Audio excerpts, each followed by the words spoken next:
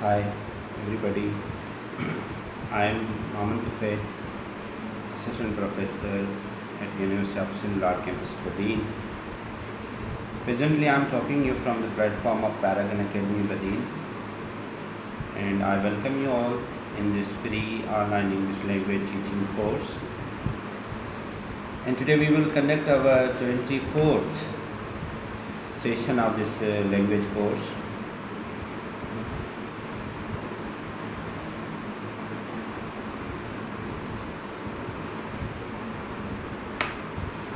In last 23 session what we have covered, they almost went well, and yes, class शुरू हो चुकी है. Please you come on and join this.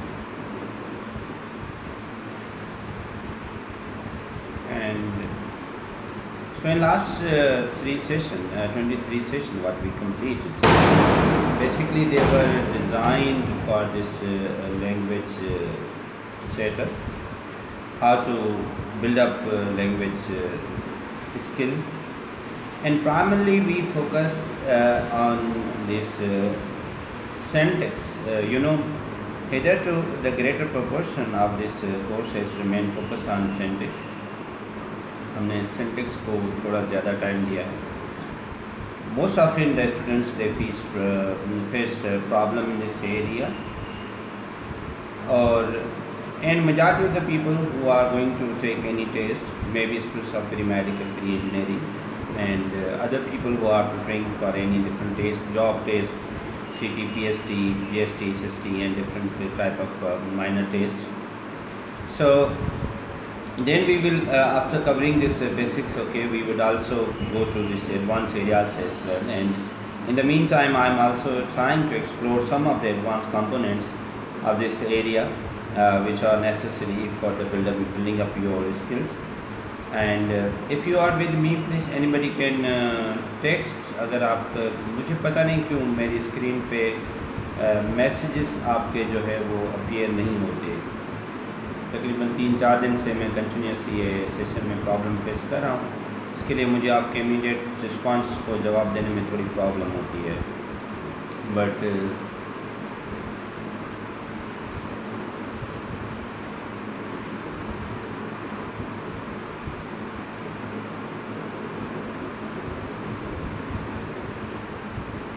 Okay, सो अगर आप में से अगर ये क्लासेस सही चल रही हैं, आपके पास वॉइस और क्लियर है, तो आप मुझे इस रनिंग वीडियो पे कमेंट्स देने के बजाय अगर आप मुझे एसएमएस करेंगे तो वो मेरी स्क्रीन पे अपेयर हो जाएगा. तो it will be clear that मेरी वॉइस और साउंड क्लियर है आपके पास, so that we could proceed to class further.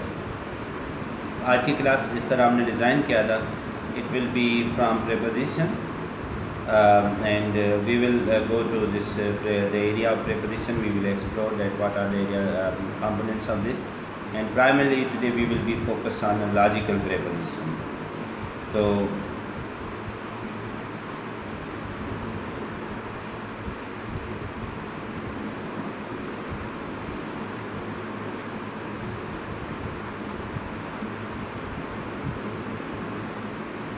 ठीक है, thank you very much Tabassum. मुझे एक मैसेज मिल गया कि ये sir sound is clear.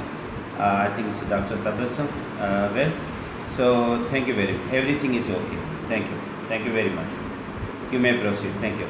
That's great.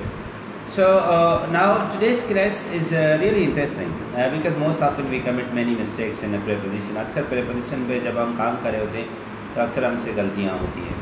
और prepositions को मैं जब भी पढ़ाता हूँ तो I just divide it into two groups. Okay, first side one group. These are called logical preposition. और the second group they are fixed and definite preposition. Logical prepositions में हम क्या करते हैं, we focus on those preposition जो किसी certain logic के तहत अप्लाई होती हैं, किस सर्टेन कंडीशंस में, सिचुएशंस के अंदर जब हम आते हैं तो हम उस प्रेपोजिशंस को अप्लाई करते हैं. So I personally teach them as a logical preposition. They are connected with a certain logic, certain circumstances and conditions. Where do you put that preposition. Fix और डेफिनेट प्रेपोजिशंस क्या हैं? There are certain nouns, कुछ nouns हैं जिनके बाद एक fix preposition आता है। सपोज एडक्शन एक नाउन है, जब कोई बंदा किसी नशे का मवाली हो जाता है तो ये एडक्शन होती है। अब addiction will be followed by to, his addiction to wine, addiction to. अच्छा, आजकल प्रोटेस्ट चल रहे हैं, सिंध में भी मिसाल के खिलाफ प्रोटेस्ट चल रहे हैं, अमेरिका के अंदर प्रोटेस्ट चल रहे हैं। तो प्रोटेस्ट जब आप वर्ब यूज़ करते हैं तो वी प्रोटेस्ट अगेंस्ट वॉब्जा, we protest against racism, we protest against. अब प्रोटेस्ट एक जब वर्ब है that is followed by against as a preposition, listen to, look at. So these are the preposition, they are followed by fix. अब listen के बाद ट का आना ये लाजमी है क्योंकि ये फिक्स एंड डेफिनेट प्रीपोजिशन है जो उसको फॉलो करते हैं। तो हम जब प्रीपोजिशंस को डिस्कस करेंगे इसको दो ग्रुप्स में करेंगे, अगर दोनों आज कवर हो सके तो ठीक, नहीं तो हम पहले जाएंगे we will go to logical preposition and in the next phase we will go to this fixed and definite preposition. But if we don't find time then we will proceed for next class. Okay, I just for 1 second apology.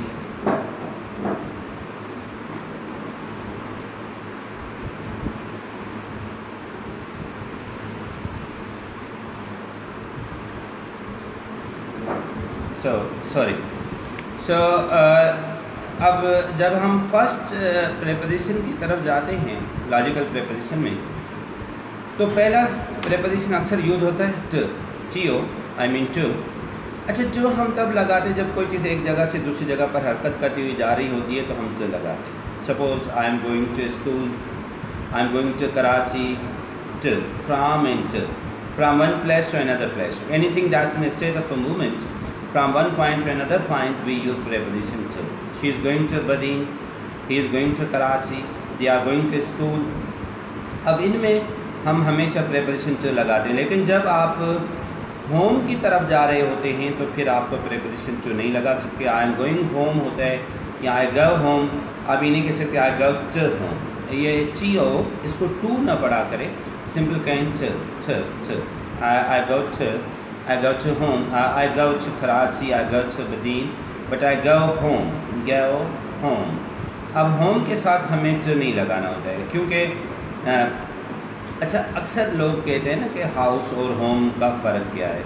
देखिए, house क्या होता है, कुछ buildings के इस्तेमाल के मुताबिक हमने उस पर नाम रखे हैं। सपोज़ एक बिल्डिंग है, वहाँ पे कुछ पढ़ा तालीम का काम हो रहा है, we would call it school. अगर उसी इमारत के अंदर डॉक्टर इलाज करेगा we would call it hospital. उसी इलाज के बिल्डिंग के अंदर अगर आप मस्जिद में जो इबादत करेंगे तो you would call it mosque. Mosque means the building that is used for worship purpose. School means the building that is used for teaching purpose. Hospital means the building that is used for teaching patient. And house means the building used for living purpose. वो इमारत जो रहने के लिए इस्तेमाल होती है वो हाउस कहलाती है। अब होम क्या है, जब हम होम की मुराद बात कर रहे होते तो होम से मुराद हमारी इमारत नहीं होता, होम से मुराद हमारी family members, it means we are going to refer them. तो जब आप कह रहे हैं कि I am going home, it means you are going to your family, your mother, your parents etcetera. तो उसमें फिर वो चीज़ नहीं है। तो होम जो है ना वो बेसिकली फिज़िक्स वालों से माजरत एक स्केलर क्वांटिटी है। उस होम को कोई भी सिर्फ मैग्नीट्यूड है लेकिन उसको कई मखसूस डायरेक्शन नहीं है। लेकिन हाउस जो है ना वो एक इमारत है तो वो वेक्टर क्वांटिटी में आ जाएगी, उसको मैग्नीट्यूड भी है और डायरेक्शन भी है। उस डायरेक्शन में जब भी आप जाते हैं तो फिर आपको च लगाना होता है। तो अक्सर जब हम कहते हैं कि आई एम गोइंग होम तो बेसिकली हमारा मकसद ये होता है कि that is your family, you mean like that. तो उसको प्रीपोजिशन लगाने की ज़रूरत नहीं है। अब देखें ना, होम ज़रूरी नहीं कोई इमारत हो। मैं अक्सर एक एग्जांपल कोट करता हूँ कि jungle is a home of animal. अब पूरा जंगल उनका होम है। We can say that jungle is a house of animal. No, you can use word house for animal, you would say jungle is a home of animal.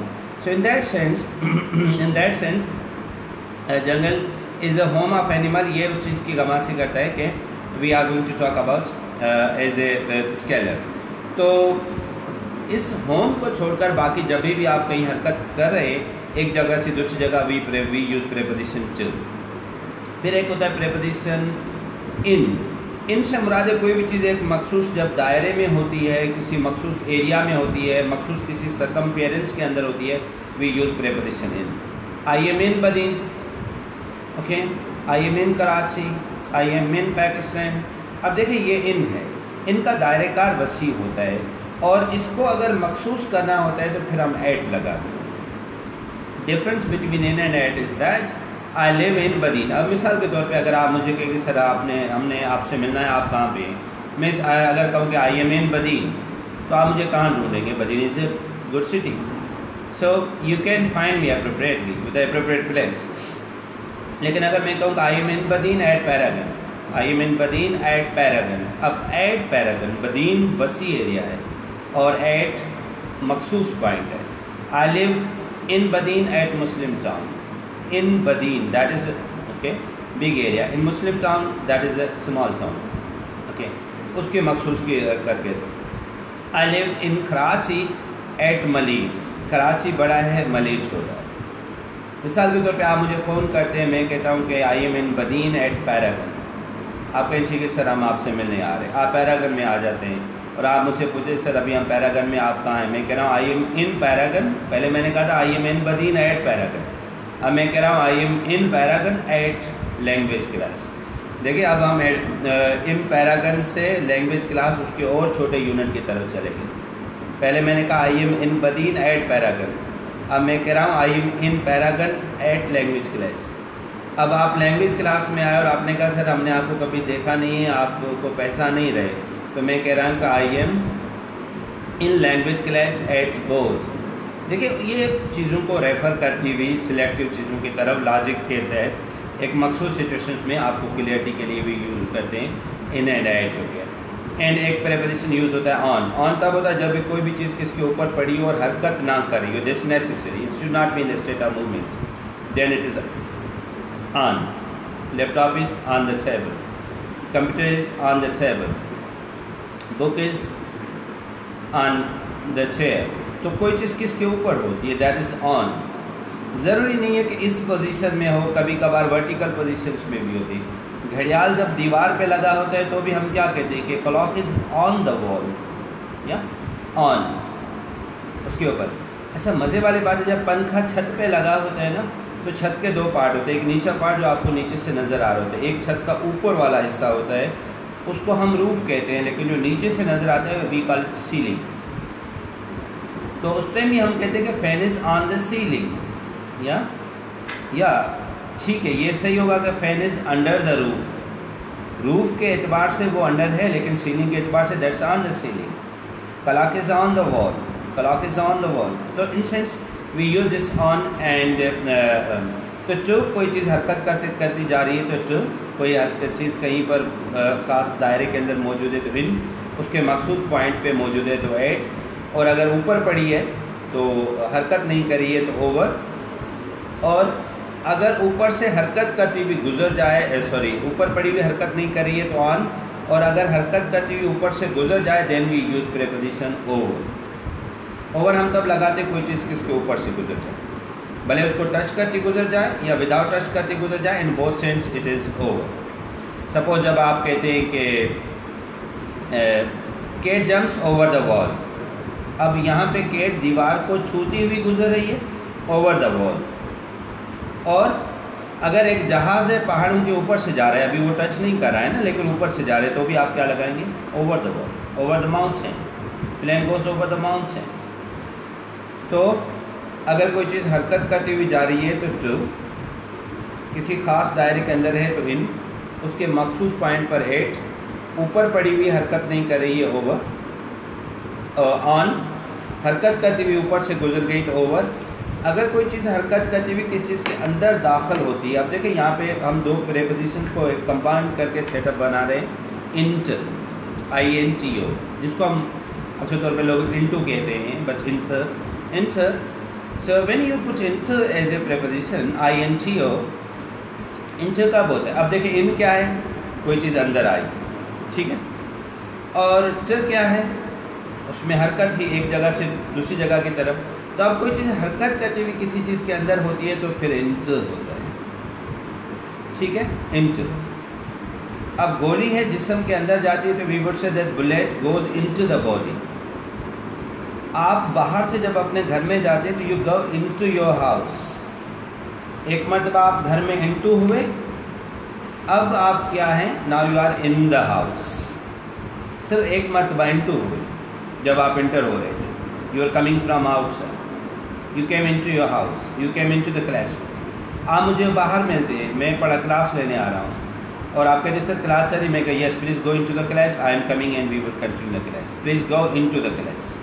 मैं यहाँ पे into क्यों use कर रहा हूँ, यू हैव टू मूव, आपने हरकत करके अपने क्लास के अंदर जाना है, दैट्स इनटू। और वहाँ से पहुँच कर आप मुझे बता रहे कि sir now we all are in the class, आप भले आ जाए, ठीक है। मैं उसको कह रहा हूँ, उसको कहता हूँ please go into the class, आप क्लास में जाएँ, दूसरों को भी बताएं और जब सब आ जाएं तो मुझे बताएं, मैं क्लास शुरू करूँ। Okay, so I say please go into the class and inform me when you all are ready. थोड़ी देर के बाद आप फ़ोन करें, आप मुझे क्या करें, sir we all are in the class. अब यहाँ पे ये नहीं कहेंगे we all are into the class, no, into वो लम्हा था जब आप क्लास के अंदर इंटर हुए, अभी आप क्लास के अंदर हैं, we all are in the class. तो इनटू में ये होता है कोई चीज़ हरकत करती हुई अंदर जाती है तो इनटू।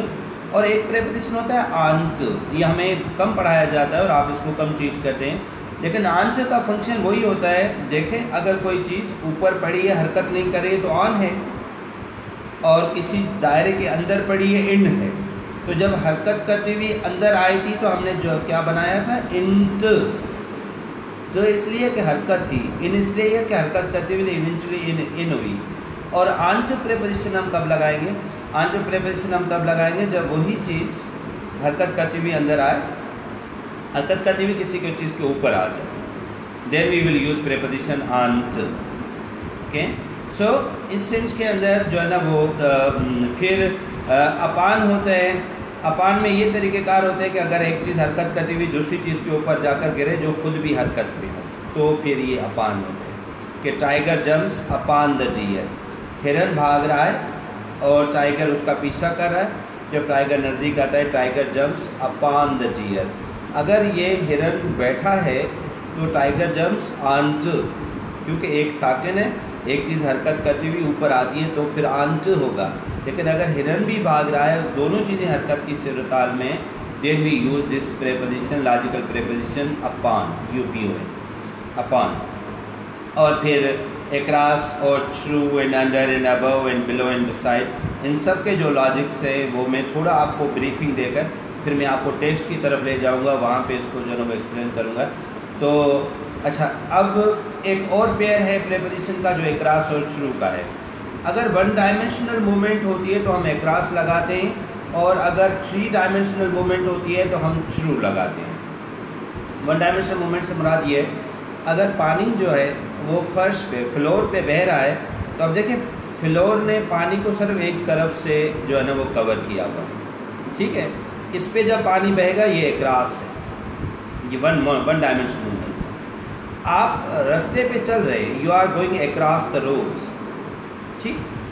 थ्रू क्या होता है, थ्रू ये होता है कि वो चीज़ उसको चारों तरफ से घेरे में रखे, उसके अंदर में से जो हरकत होती है तब हम थ्रू लगाते हैं। लेकिन इस थ्रू की स्पेल क्या है, THROUGH, थ्रू। इसको हम प्रोनाउंस करेंगे थ्रू, इसको हम ये प्रोनाउंस नहीं करेंगे थ्रो। एक होता है THRO जर्नी, जिसको आप यूज़ करते हैं थ्रो द बॉल, जब आप क्रिकेट खेल रहे थे तो आप बॉल को थ्रो करते हैं, that is a throw. But this is through, through, pronounce it through, not throw. Through का मतलब है कि कोई चीज़ किसी के अंदर में से, जब आप खिड़की के अंदर में से झांक रहे हैं, then you are peeping through the window. Microscope लगाकर जब आप उसके लेंस में से अंदर स्लाइड को देखते हैं, then you look through the microscope. आप ये नहीं कहेंगे I look into the microscope, आप ये नहीं कहेंगे I look from the microscope. मैं क्या कहूँगा, प्लीज़ स्लाइड को सेट करें, okay, set the slide, then look through the lens, फिर लेंस के थ्रू देखिए। अब आप उस जो उसकी जो ट्यूब है उसी के अंदर में से आपकी नज़र जाएगी, दैट इज़ अ थ्रू। खून जब वैसे बहेगा तो आप यू कैन यूज़, बट जब खून रगों के अंदर दौड़ेगा तो हम क्या कहेंगे, blood flows circulates through the veins, through the veins.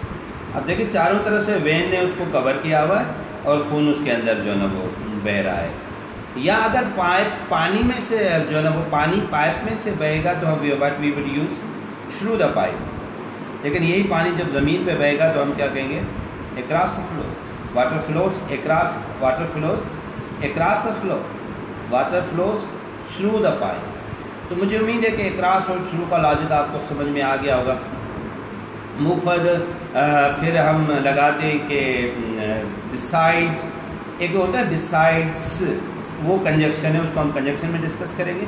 Beside, BSID, beside, beside किसी भी साइड पे होता है, या इस साइड पे वी यूज बिसाइड।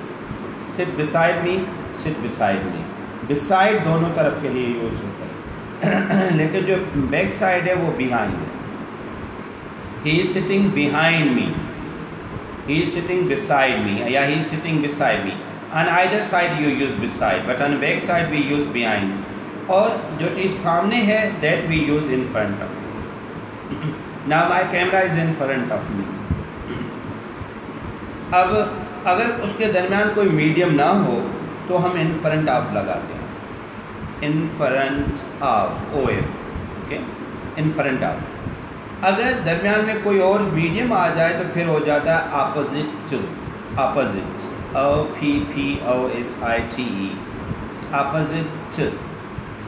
अपोजिट हम कब लगाते हैं, मिसाल के तौर पे ये रोड है, इधर ये दुकान है, सामने हबीब बैंक है, तो ये दुकान वाला क्या कहेगा, ये नहीं कहेगा my house, my shop is in front of Habib bank, नहीं, हबीब बैंक के इन फ्रंट ऑफ रोड है।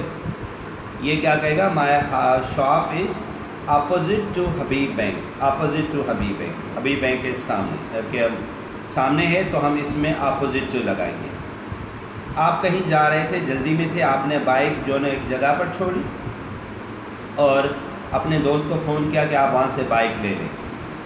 अब आपने अगर बाइक जो है वो अपोजिट टू हबीब बैंक छोड़ी है उस शॉप के सामने, तो आप क्या कहेंगे, the bike is opposite to Habib bank.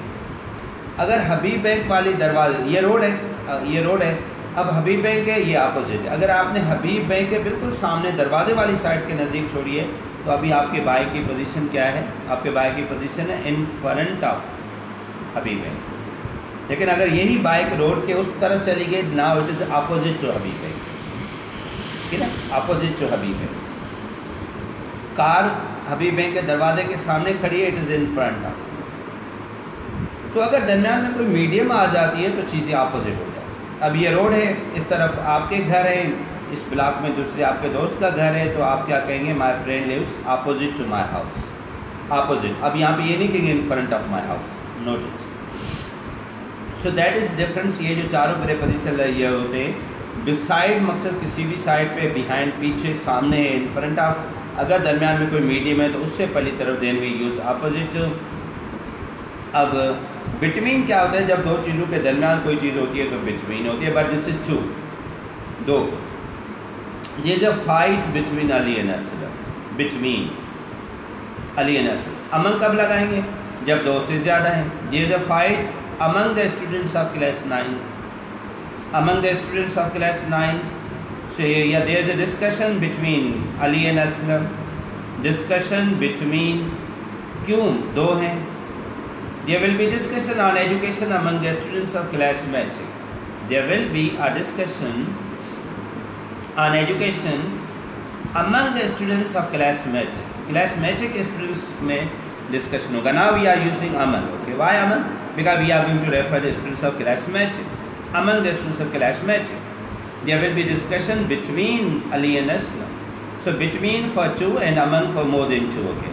अब हम थोड़ा जाएंगे इसकी जो है ना वो इस मटीरियल की तरफ, इस जो है ना, ये जस्ट मैंने कुछ चीज़ें आपको ऐसे वर्बली बता दी, लेकिन अब हम जो है ना वो थोड़ा मटीरियल से इन चीज़ों को देखने की कोशिश करेंगे, then we would proceed further, okay. So please come.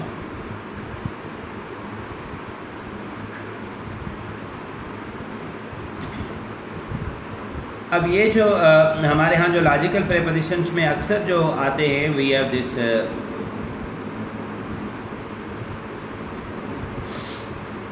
Logical में in, in, at, on, over, into, onto, upon, across, through, under, above, below, beside, behind, in front of, between, among, along. So these are some of the prepositions what we use in a logical setting. Okay, now please come to their setting. Look at that. To जब होता है जब एक चीज़ एक जगह से दूसरी जगह हरकत करती हुई जा रही, we use to. I go to school, she goes to Karachi. I go home. मैंने आपको बताया था we don't use preposition to with home.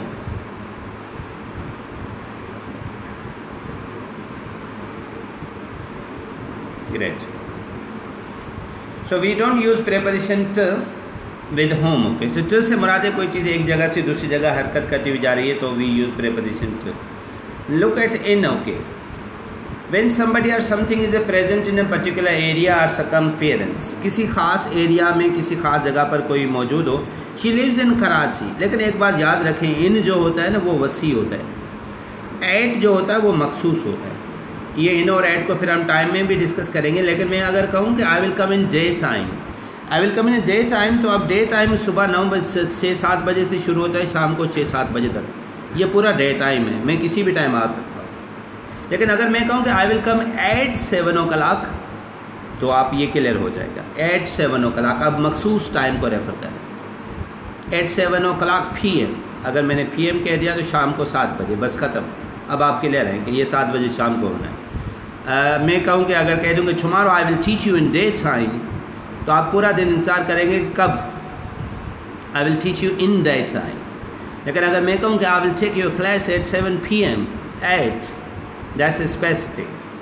सो इन जो होता है थोड़ा वसी एरिया के लिए यूज़ होता है, उसमें वसअत होती है, उसमें स्पेसिफिक पर्टिकुलर चीज़ नहीं होती. We use in. At when something or somebody is present very near to a particular place or thing. I live in Karachi at Malir. इस सेंटेंस में देखिए कराची वसी चीज़ है, मलीर मखसूस चीज़ है. I live in Karachi at Malir. She is in the class at the board. In the class at the board. That is where you can see. अब आन का क्या होता है? आन ये होता है कि जब कोई चीज़ किसी के ऊपर पड़ी हो, हरकत ना करी हो, we use preposition on. Okay. Book is on the table. Book is on the table. Okay. इसमें यह कि कोई चीज़ हरकत नहीं कर रही है, उसके ऊपर पड़ी हुई, we use on. Okay. The book is on the table. या जब आप फ्लोर के ऊपर बैठे हुए, you are sitting on the floor. Okay. You sit on the chair. अच्छा, ये भी होता है कि you sit on the chair, you sit into the chair. अगर बाजू वाली चेयर होती है तो हम इनटू लगाते हैं, अगर बगैर बाजू की होती है तो हम ऑन लगा देते हैं. You sit on the chair और you sit into the chair. अब जो है ना ये ऑन, एट और इन, ये वो 3 लॉजिकल प्रेपोजिशंस हैं जो टाइम को रेफ़र करते हैं. और ये अक्सर टेस्ट जो आपके होते हैं उसमें ये अक्सर आते हैं. एट, इन, इनका कोई एक ना एक सवाल जो ना आ जाता है. तो याद रखें कि जब भी डेट और डे को हम डिस्कस करते हैं we use preposition on. Suppose I will come on Monday. Day, that's Monday. On Monday. Date, that is on. Okay. He was born on 6 September. Great. Pakistan came into existence on 1947, on 14th August 1947. On 14th August, 14 अगस्त पे. On जब भी दिन का, that means day, और तारीख, that means date. Whenever you refer day and date, you would use preposition on. At कब लगाते हैं? जब मखसूस टाइम को रेफ़र करते हैं तो एट लगाए जाते हैं.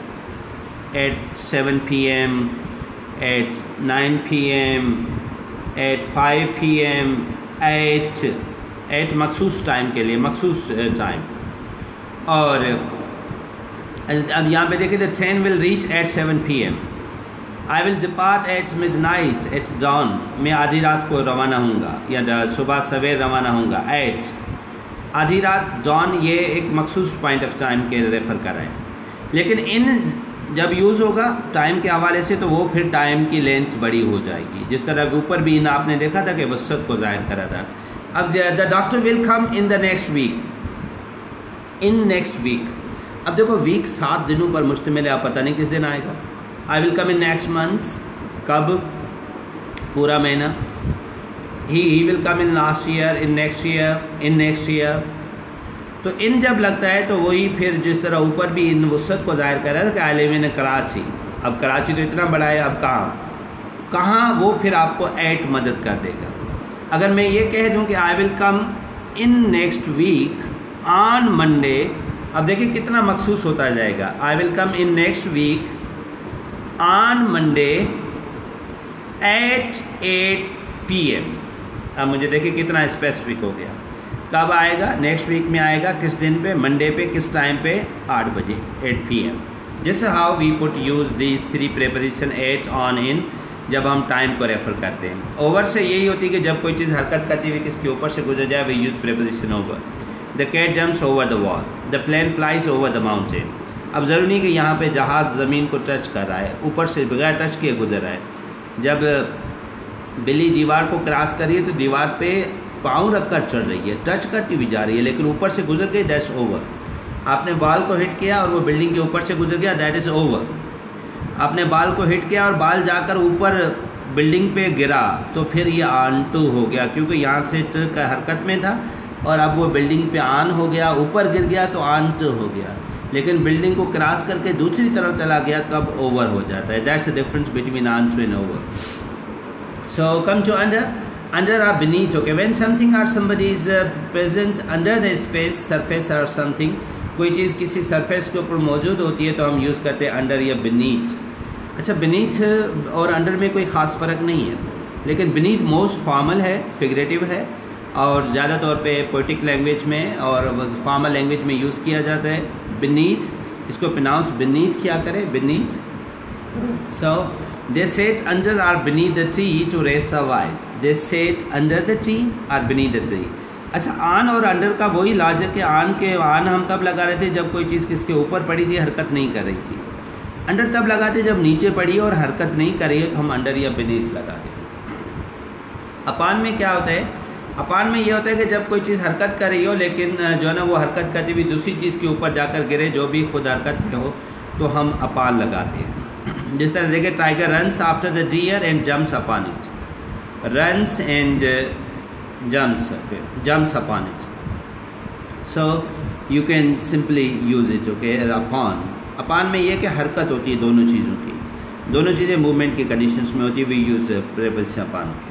come to onto हम तब लगाते हैं जब into, जब कोई चीज़ हरकत करती हुई किसके अंदर जाती है। जिस तरह मैंने आपको बताया था, we use preposition into, it is a compound preposition made of in plus to। अब इन क्या है? ख़ास दायरे के अंदर है। to क्या है? हरकत का है उसमें।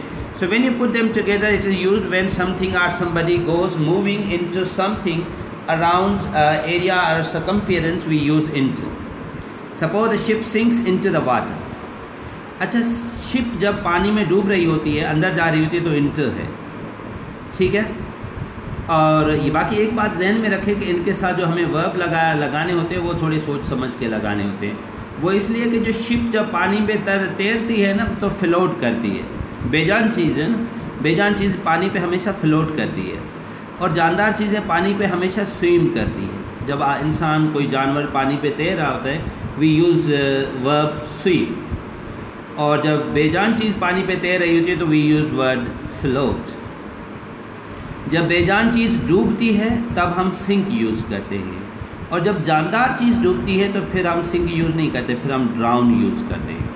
इंसान, जानवर पानी में जब डूबते हैं तो वो ड्राउन होते हैं, शिप्स वगैरह जब डूबती हैं तो वो सिंक होती हैं। That's the difference between sink and a drown and a float and swim. Ali goes into his house, then he goes in his room. Okay, अब देखें, पहले वही गोज़ इनटू क्या है? एक मरतबा वो अपने घर में इनटू हुआ है, उसके बाद फिर क्या होता है? Then he goes to in his house, now he is in his house. अब यहाँ पे हम क्या लगा रहे हैं कि he is in his house. Okay, so now that's specific, in his house. पहली मरतबा आप इनटू होते हैं, उसके बाद आप चीज़ों में जो है ना वो इन होते हैं। अब जिस तरीके से इनटू में हरकत थी, इसी तरीके से आनटू होता है। आनटू में क्या होता है? कोई चीज़ जब हरकत करती हुई किसी के ऊपर जाकर गिरती है, we use this preposition. Please keep the book on to the top most shelf of the cupboard.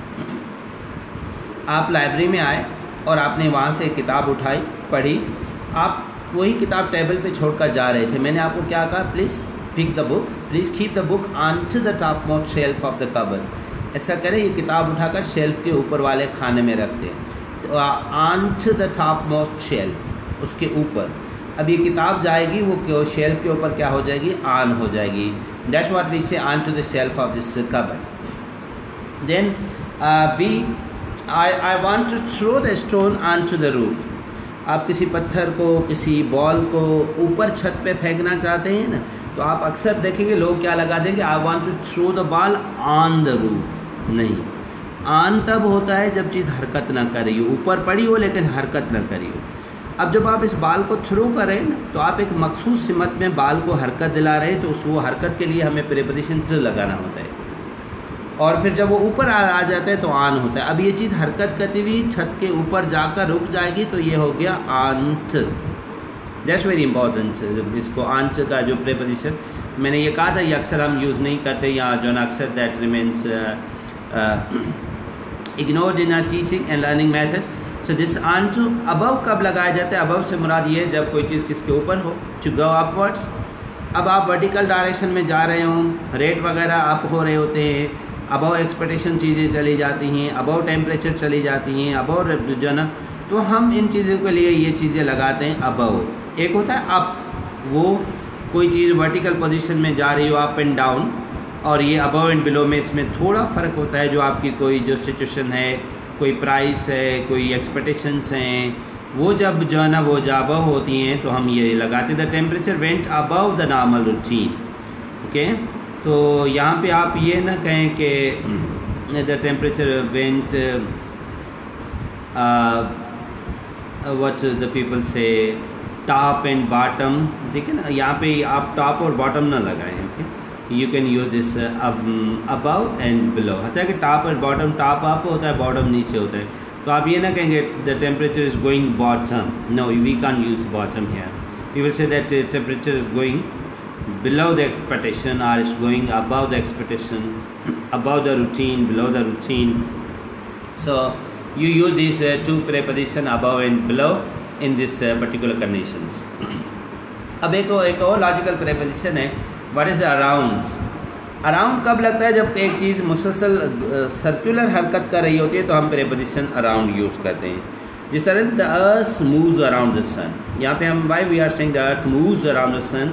Here earth moves around. Around हम तब लगाते हैं जब कोई चीज़ मुसलसल हरकत कर रही हो, continuously so moving.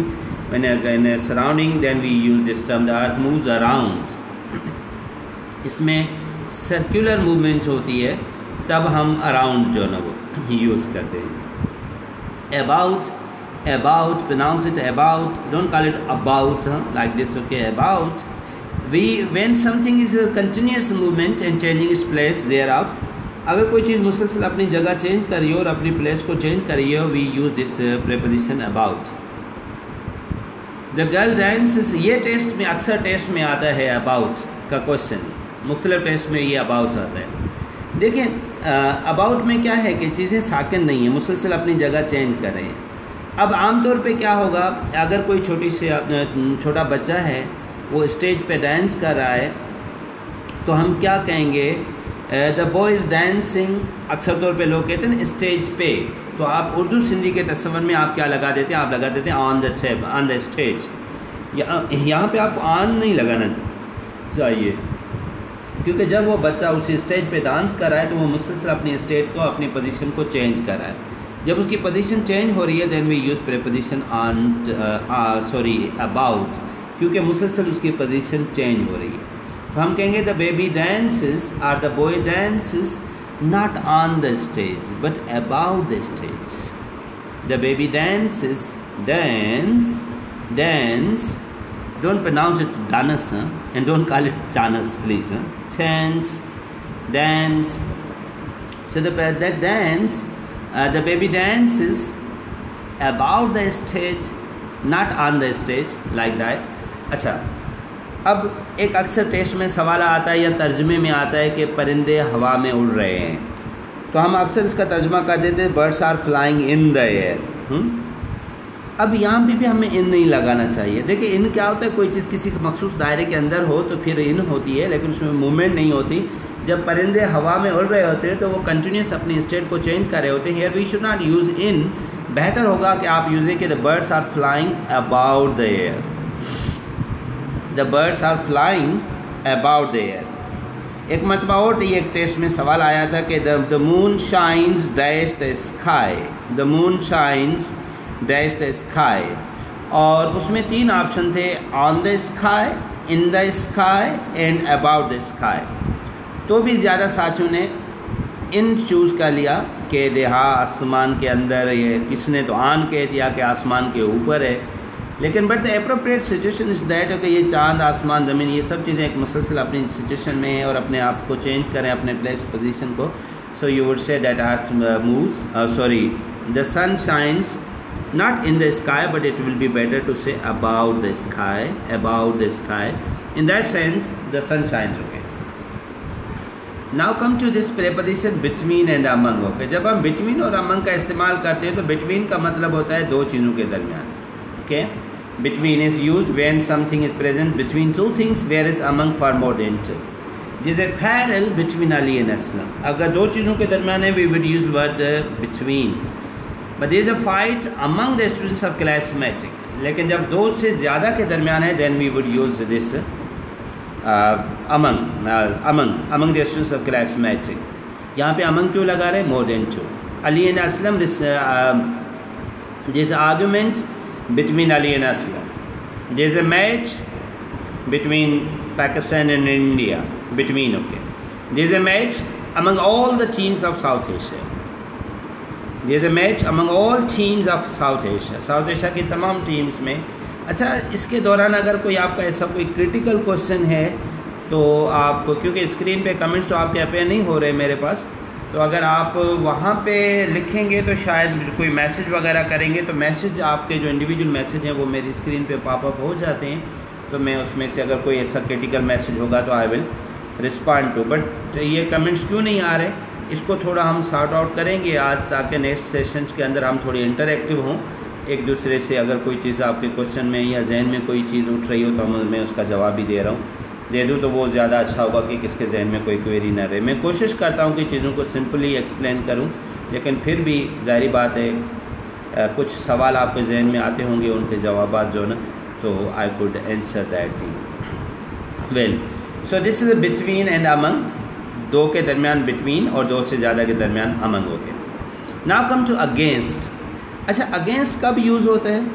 अगेंस्ट ये होता है कि जब दो चीज़ें एक दूसरे के अगेंस्ट मुखालिफ हों तो जो ना। अब मिसाल के तौर पे आपने घर में से कोई चीज़ उठानी है, ऊपर कबर्ड में पड़ी है, अब आप पहुंच नहीं रहे, आप सीढ़ी ले आए, सीढ़ी को आपने रखा, ठीक है ना।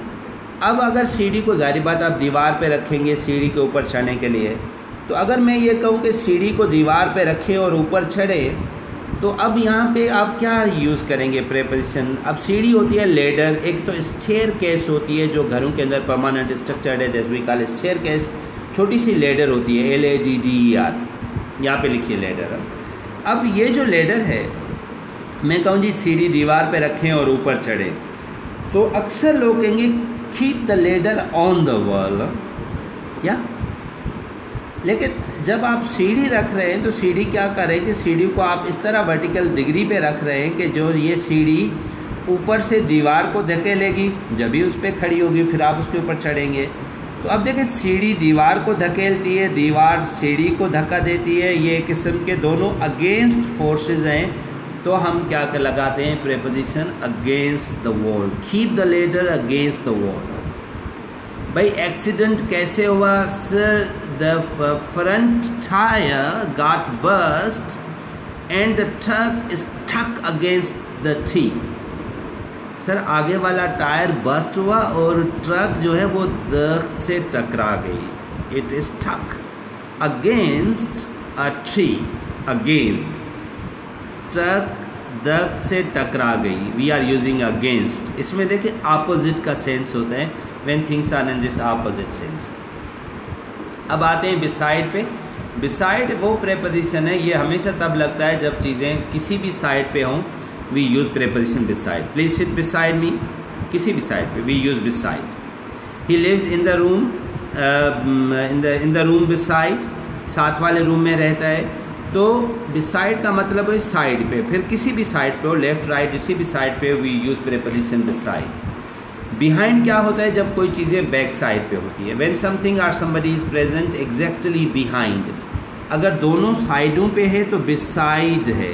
देखिए एक बात जहन में रखें, अगर यहाँ पे हम एस दे देंगे तो फिर वो एक और वर्ड हो जाएगा बिसाइड्स। वो बिसाइड्स जो है वो उसका मतलब है वो फिर एज ए कंजक्शन के तौर पे हम यूज़ करेंगे, और उस बिसाइड्स को हम कंजक्शन में डिस्कस करेंगे। ये खाली बिसाइड है, वो बिसाइड्स है, जिस तरह ये एस आता है आखिर में। तो वो मैं इसलिए दे रहा हूँ आपको समझाने के लिए। इस सेंटेंस में अगर आप बिसाइड्स लिखेंगे तो ये सेंटेंस ही गलत हो जाएगा। Okay, behind, they live behind our house, वो हमारे घर के पीछे रहते हैं। She sits behind me, this is a behind.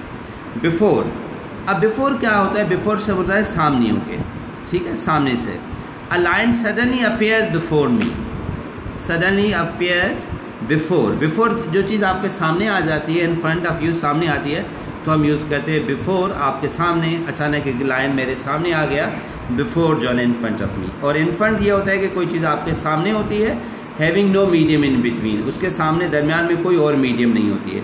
The bus stop is in front of my house, आपके एग्जैक्ट घर के दरवाजे के सामने ही बस स्टॉप है और वहाँ पे गाड़ियाँ खड़ी होती हैं, तो then you would say in front of my house. और मैंने इन फ्रंट ऑफ और अपोजिट का लॉजिक बड़े क्लियरली आपको बताया था। अपोजिट में दरमियान में मीडियम आती है और इन फ्रंट ऑफ में कोई मीडियम नहीं आती। जिस no medium are sing in between of the house and the bus stop, the both are at the same side. आपका घर है, आपके घर के दरवाजे के सामने बसेस रुकती है, ये बस स्टॉप है और फिर वो रोड है, और इस तरीके से। अगर यही बस स्टॉप रोड की दूसरी तरफ होगा तो फिर क्या होगा? Opposite to, the bus stop is opposite to the house. Opposite के, the bus stop is on the other side of the road from the house, जिस साइड पे आपका घर है उसी के अपोजिट साइड पे है, we use that opposite side of the house. Okay, then we use this opposite. Okay, तो मुझे उम्मीद है कि इन फ्रंट ऑफ और अपोजिट टू का लॉजिक आपको समझ में आएगा। जब आप क्लास में प्रेजेंटेशन देने आते हैं तो आप यही कहते हैं कि आज today I am in front of you, आज मैं आप लोगों के सामने हूँ। तो उसी टाइम आप इन फ्रंट ऑफ की पोजीशन में होते हैं, आप खड़े होते हैं, फिर क्लास होती है, बच्चे आपके सामने स्टूडेंट्स बैठे होते हैं। ये एग्जैक्ट सूरत-हाल जो होती है वो इन फ्रंट ऑफ की होती है। इसे कहें in front of, in front of. Okay, of न कहें, we should now it in front of. And come to facing, facing हम कब लगाते हैं? जब कोई चीज़ आपके सामने होती है। अच्छा, अब देखें, फेसिंग होता है कि जब ये लोगों के लिए लगाया जाता है, जब लोग आपके आमने सामने होते हैं तो फिर हम फेस उनके आमने सामने होते हैं तो हमें फेसिंग लगाते हैं। मिसाल के तौर पे Wasim set facing to me in dining room, वो मेरे डाइनिंग रूम में मेरे सामने बैठा, फेसिंग टू मी। आप ऐसा करें, दीवार जो है ना वो अपना टेबल से घूमकर आकर मेरे सामने बैठे, प्लीज़ गो।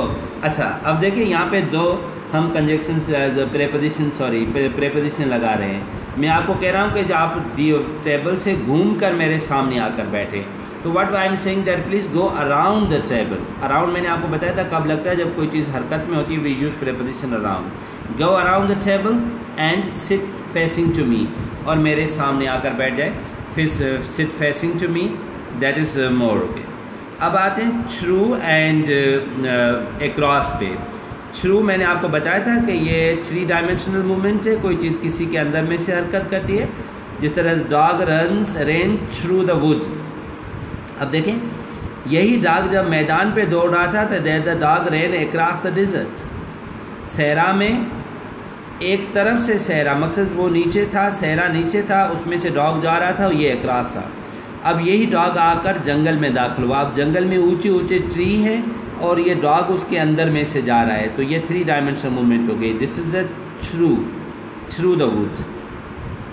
पानी जब पाइप में से बह रहा है तो थ्रू द पाइप, और पानी जब जो है ना वो जा रहा है, they went across the border. Okay, तो they went across the border. अब उसमें बॉर्डर पे जा रहे हैं, बॉर्डर 1 डायमेंशनल मूवमेंट है, अक्रॉस द बॉर्डर। ओके, अब देखिए, अगर ट्रेन है, the train goes through the tunnel, train goes through the tunnel. Okay,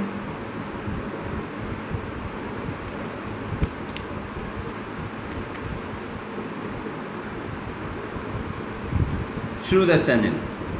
अब ट्रेन जो है ना उसके टनल में से गुजर रही है। No, this is the facing, yes, facing yes, facing to, that is again carries to as a fixed indefinite preposition. She facing, sit facing to me, so that is a kind, जिस तरह in front of है, तो ये जो है वो फिर in front of वो आप उठा रहा है, वो उसका फिक्स और डेफिनेट पार्ट है, लेकिन वो एक पूरी सिचुएशन के लिए यूज़ हो रहा है। जिस तरह in front of यूज़ हुआ या facing to हुआ, वो उस पूरी सिचुएशन में जो है ना वो यूज़ हो रहा है, तब हम उसको facing to को और इन फ्रंट ऑफ को जो है ना इस सेंस में हम यूज़ कर रहे हैं। बाकी जो आपने कहा कि फेसिंग टू उठा रहा है, वो टू जो है ना उसका फिर फिक्स पार्ट है जो उसके साथ पूरी एक्सप्रेशन के साथ चल रहा है। जिस तरह फेसिंग के साथ टू चल रहा है, इस तरह इन फ्रंट ऑफ वो भी पूरा एक एक्सप्रेशन है जो एक पर्टिकुलर सेंस लेकर जिसका चल रहा है, जिसको हम यूज़ करें, we are using it in front of like that. So that's the difference. That is the answer to question of miss Tabassum. She raise this question of in front of के साथ जो और फेसिंग के साथ के इस्तेमाल में मैं ये बात कर रहा हूँ। अब यहाँ पे एक मैं पूरा एक सेंटेंस डेवलप करता हूँ कि अब देखें, the train goes across the rail road. एक ट्रेन है, रेल रोड पे जा रही है, हमने अक्रॉस लगा। Now it goes into the tunnel। Tunnel होती है जब पहाड़ों को काट कर उसके अंदर सुरंग बनाई जाती है, वो टनल है। अब ऊपर से जब दूर से ट्रेन आ रही थी, रेल पे जा रही थी, तो आपने क्या कहा, train goes across the rail road, ठीक है। अब जो ही टनल के नज़दीक आए, अब ट्रेन टनल के अंदर जा रही है। अब इस पॉइंट के ऊपर आप क्या करें कि now it goes into the tunnel, ठीक है। अब पूरी ट्रेन जो है ना टनल के अंदर जा चुकी है और अब टनल में से जा रही है द ट्रेन। अब हम क्या कहेंगे, train goes through the tunnel, train goes through the tunnel. अब ये हम कब लगा रहे हैं, अब ट्रेन जो है ना पूरी टनल में से ज़ाहिर हो रही है, कि अंदर जा रही है, पूरी अंदर है, अब कुछ नज़र नहीं आ रहा। Now train goes through the tunnel. अब चारों तरफ से टनल ने उसको घेरे में रखा हुआ है। अब ट्रेन जो है ना वो टनल से बाहर आती है। अब होगा it comes out of the tunnel, it comes out of tunnel. यहाँ पे ऊपर वाले सेंटेंस में जो है वो द ट्रेन रिपीट हो गया, ये नहीं होना चाहिए क्योंकि नाउन को हम बार बार रिपीट नहीं करते। इस ट्रेन को हटाकर यहाँ भी हमें इट लगाना चाहिए। It goes through the tunnel, now it comes out of the tunnel, again it is, again it is,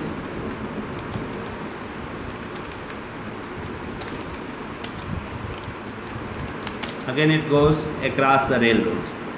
अब जब पहली तरफ से आ रही थी, आपने कहा train goes across the rail road. Rail road पे आ रही थी, वन डायमेंशनल मूवमेंट थी, रेल की पटरी सिर्फ और सिर्फ रेल के जो है ट्रेन के नीचे से थी, ये रेल रोड था। अब जो है वो जब इंटर हुई, कोई भी चीज़ किसके अंदर हरकत करती हुई दाखिल होती है तो इनटू हुआ। जब कोई चीज़ किसी के अंदर में से थ्री डायमेंशनल मूवमेंट कर रही थी, जब पूरी सुरंग के अंदर में से जा रही थी तो थ्रू द टनल हुआ। जब कोई चीज़ हरकत करती हुई किससे बाहर निकलती है तो आउट ऑफ होता है। जिस तरह इंटर होता है इस तरह आउट ऑफ होता है। You go into your house, you come out of your house. मैं अगर आपको कहूँ कार से बाहर आओ तो मैं यही कहूँगा please come out of your car. Out of, हरकत करता हुआ बाहर निकलना, आउट ऑफ, हरकत करता हुआ अंदर जाना, enter. This are the logics we go for. अच्छा, तो अभी यहाँ पे अक्रॉस और थ्रू ये आपके सामने आ गया। अब अलांग को अगर आप देखें कि व्हेन समथिंग, कोई चीज़ किसके साथ साथ जा रही है तो अलांग होता है। I walk the along the road, या along my father, she went along the wall, वो दीवार के साथ साथ जा। अलांग से मुराद कोई चीज़ किसके साथ साथ जा रही हो। मैं उसका, आप कहें कि जी मेडिकल स्टोर कहाँ है, मैं कहूँ please go along the road, round the corner there is a medical store. You आप सीधे सीधे ये रोड लेकर चले जाएं, go along the road, around the corner, round the corner there is a medical store. कोने के ऊपर जो है ना एक मेडिकल स्टोर है। तो इस तरीके से हम यूज़ करते हैं अलॉन्ग। अब ये दो प्रेपोजिशन है बाय और विद। ओके, बाय और विद का लॉजिक ये है, हम बाय तब लगाते हैं जब कोई चीज़ प्राइमरी सोर्स हो और विद तब लगाते हैं जब सेकेंडरी सोर्स हो। इसको मैं पहले भी डिस्कस कर चुका हूँ कि जब जो काम प्राइमरी सोर्स है, मिसाल के तौर पे I rights by hand with a pen. जब हम इसको लिख रहे हैं, इसमें अगर आप देख रहे हैं कि इसमें जो बाय है, आई राइट्स बाय हैंड, इसका प्राइमरी सोर्स क्या है लिखने के लिए? हाथ प्राइमरी सोर्स है। By hand with a pen, pen क्या है? Pen secondary source. तो जो सेकेंडरी सोर्स के लिए हम क्या लगाते हैं? विद लगाते हैं। और प्राइमरी सोर्स के लिए क्या लगाते हैं? बाय लगाते हैं। यही चीज़ जब मैं आपको प्रेपोजिशन जब मैं आपको पैसिव वॉइस पढ़ा रहा था तो मैंने आपको कहा था कि कुछ ऐसे पैसिव वॉइस होते हैं जिसमें बाय नहीं लगता, सिर्फ हम विद लगाते हैं। एक सेंटेंस था ना, the snow covers the hills, the snow covers the हिल। अब इसका जब पैसिव वॉइस करेंगे तो हम क्या कहेंगे? The hills are covered with snow, not by snow. The hills are covered with snow, क्योंकि with is a secondary source. यहाँ भी I rights by hand with a pen. Snake is killed by Ali with a gun. अब Ali primary source है, gun secondary source है। Snake is killed by Ali, not with Ali, no not with Ali. Snake is killed by Ali with a gun, okay, with is secondary source. Wasim draws a picture by hand and with a brush, okay, by hand with a brush, brush, this would be the way. इसको please brush ना कहा करें, and this is toothbrush rather than brush, so please take care of this pronunciation. अच्छा, एक preposition होता है framed। Frame और to हम तब लगाते हैं जब कोई चीज़ बताए कि यहाँ से लेकर यहाँ तक। I teach you from 7 AM to 12 PM। 7 बजे सुबह लेकर 12 बजे दोपहर तक मैं आपको पढ़ाऊँगा। 7 AM to 12 PM, from to. Okay, then we use till and up to. अच्छा, टिल हम कब लगाते हैं? टिल से मुराद है कि आप तब, कब तक, जो ना ये सिर्फ एंड शो करता है। जिस तरीके से आप फ्रैम और टू में आप शुरुआत बताते हैं ना, शुरू से लेकर यहाँ तक, टिल या अप टू, ये एंडिंग पॉइंट बताता है जहाँ पे चीज़ें। The match remained interesting till या up to the loss of 7th wicket. 7वीं विकेट के लास्ट तक टेस्ट बड़ा इंटरेस्टिंग रहा। तो अब ये जो तकरीबन लॉजिकल प्रेपोजिशन थे जिसको अभी हमने डिस्कस किया, we will go for a small shorter test for this. Now you look at this, how much it is followed by certain logics, and you keep these logics in your mind whenever you are going to deal with this prepositions, especially with this area of logical preposition on। अगर कोई चीज़ हरकत करती हुई जा रही है तो और किसी खास दायरे में मौजूद है, इन ऊपर पड़ी हुई तो ऑन, नीचे पड़ी हुई अंडर। अगर हरकत करती हुई ऊपर से गुजर रही है ओवर। अगर हरकत करती हुई कोई चीज़ किसके अंदर जा रही है तो इंट, ओके, इंट। और अगर हरकत करती हुई कोई चीज़ किसी के ऊपर गिर रही है जो कि खुद हरकत में, तो फिर अपान। अब देखिए मिसाल के तौर पे एक तो अक्सर इस टाइम भी काफ़ी डॉक्टर स्टूडेंट्स भी मुझे सुन रहे हैं, उनके साथ स्पेशल माजरत के साथ झगड़े वगैरह होते हैं कुछ वजह, तो डॉक्टर्स को कहा जाता है आप इस पर रिपोर्ट लिखें। तो पहली बात वो लिख देते कि no any injury has been found. एक तो पहली बात है कि नो और एनी को कभी इकट्ठा ना यूज़ करें। पिछले दिनों ये बात चली थी फास्टली की, तो दिस वेरिएंट्स जो है ना हम स्टैंडर्ड इंग्लिश में फास्टली नहीं यूज़ करते। अगर जब आप डिक्शनरी को खोलेंगे तो वहाँ पे फास्टली एडवर्ब नहीं होगा, फास्ट एडजेक्टिव भी होगा, फास्ट एडवर्ब भी होगा। इसी तरीके से अक्सर ये नो एनी जो है ये भी हमारा कॉमन ब्लेंडर बन चुका है। No any teacher is here, no any problem is here. No और एनी, नो और एनी को कभी इकट्ठा हम अंग्रेज़ी में नहीं यूज़ करते। That is a kind of just deviation, standard deviation. आपने उससे हट रहे हैं अपने स्टैंडर्ड से। तो इस सेंस के अंदर हमें जो है ना वो अक्सर डॉक्टर कहते हैं कि no any injury has been found. आप वहाँ पे कहते हैं कि no injury has been found, no injury, not no any. Class में sir no any is there, आपने no body is present, okay, no one no is there but not no any, कि no any student is there, okay. आप simple के no student is present in the class. तो एक बात, okay. अच्छा, मिसाल के तौर पे आप डॉक्टर हैं, आपके सामने एक बॉडी आई है या एक बंदा आया है, उसको गोलियां लगी हुई हैं, अब उसको 7 गोलियां लगी हैं, 3 गोलियां उसके जिस्म के अंदर हैं और 7 गोलियां उसके जिस्म से को क्रॉस करके चली गई हैं। अब देखिए हमें लॉजिकल प्रेपोजिशन का सहारा लेकर इस पूरी सिचुएशन को क्लियर रखना है। जब सर्टिफिकेट जाएगा वहाँ बॉडी नहीं जाएगी, वहाँ पे आपका रिटन स्क्रिप्ट जाएगा, वो उस पूरी सिचुएशंस को क्लियरली बताएगा। तो हम क्या कहेंगे कि this person received 7 bullets, this person received 7 bullets, इस बंदे को 7 गोलियाँ लगी। 3 bullets went into the body, 3 गोलियाँ जिस्म के अंदर गई। 4 bullet went through the body, और 4 गोलियाँ जिस्म के से अंदर में से गुजर कर चली गई। जब थ्रू हो गई तो इधर से लगी उधर से चली गई, निकल गई, ये थ्रू हो गया। Bullet goes through the body, through अब ये अंदर में से चला गया। Bullet goes into the body, अब ये हरकत करता हुआ इन हुआ है, अब बॉडी के अंदर है तो हमने लगाया कि bullet goes into the body. तो ये है अक्रॉस और थ्रू का मैंने आपको लॉजिक बताया। इन फ्रंट ऑफ सामने है, बिसाइड से बिहाइंड है। Okay, so these are the logical preposition. About को जहन में रखेगा when something is a continuous movement. Around जब सर्कुलर मूवमेंट होती है वी यूज़ अराउंड। विद जो होता है सेकेंडरी सोर्स, बाय जो होता है प्राइमरी सोर्स के लिए, अलॉन्ग से मुराद है के साथ साथ कोई चीज़ हो, देन वी यूज़ बिटवीन दो के लिए, अमंग ज़्यादा के लिए। So these are the basic concept for this preposition. और हर टेस्ट के अंदर 1-2 इसमें से ज़रूर आता है। टाइम के हवाले से डे और डेट के लिए ऑन लगाएं, ऑन मंडे, ऑन 1 जनवरी। और टाइम के लिए, मखसूस टाइम के लिए 8 लगाएं, 8-7 PM, 8 नाइट, 8 इवनिंग। और अगर वसी टाइमिंग है तो फिर आप इन लगा दें, in months, in next week, in next year, in next week. So this how we use this logical preposition. I think it is very good to do. अब छोटा सा एक टेस्ट कंडक्ट करते हैं, आप अपने तौर पर ट्राई करें, then we will go for semantics areas. I think we have given much time to then we will go to semantics, not a semantics. फिर हम कुछ सेमेंटिक्स पे, वोकैब पे काम करेंगे। Let's go with this shorter test please.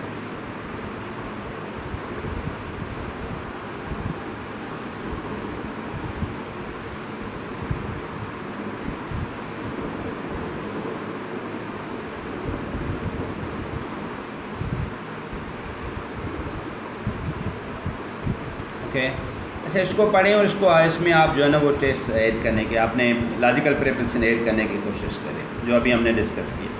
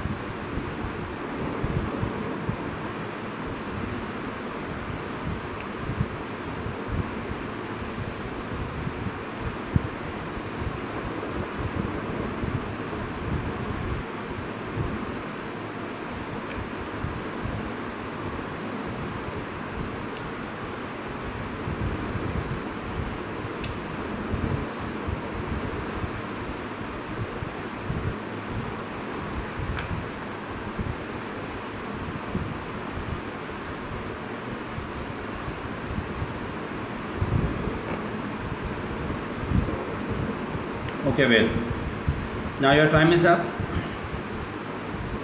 Now here's the key to answer this test.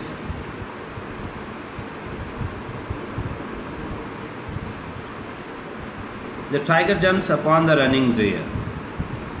देखिए यहाँ पे डियर दौड़ता हुआ जा रहा है. Both are in a movement position. Okay, so we use preposition upon, not on.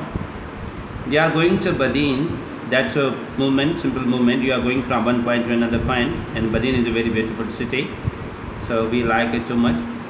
So Badin, okay. लोग London, Karachi, Hyderabad की बात करते हैं. We would talk about Badin because we are from Badin, so we love it. I live in Badin at Shahnawaz Chowk.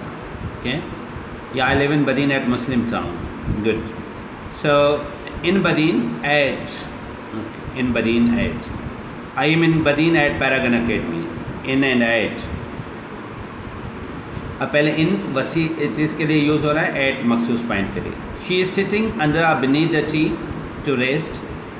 अब tree के दरमियान है, under ही हो सकता है, यहाँ पे आन तो हो नहीं सकता, ओवर भी नहीं हो सकता. Under a beneath to rest. The water is flowing through pipe. अब पाइप के अंदर में से वाटर बह रहा है, तो ये जो है ना वो 3 डायमेंशनल मूवमेंट है. तो लॉजिकल प्रिपरेशन यहाँ पे would be through. The water is flowing through pipe. Let me through a pipe or through a pipe. Okay, sorry.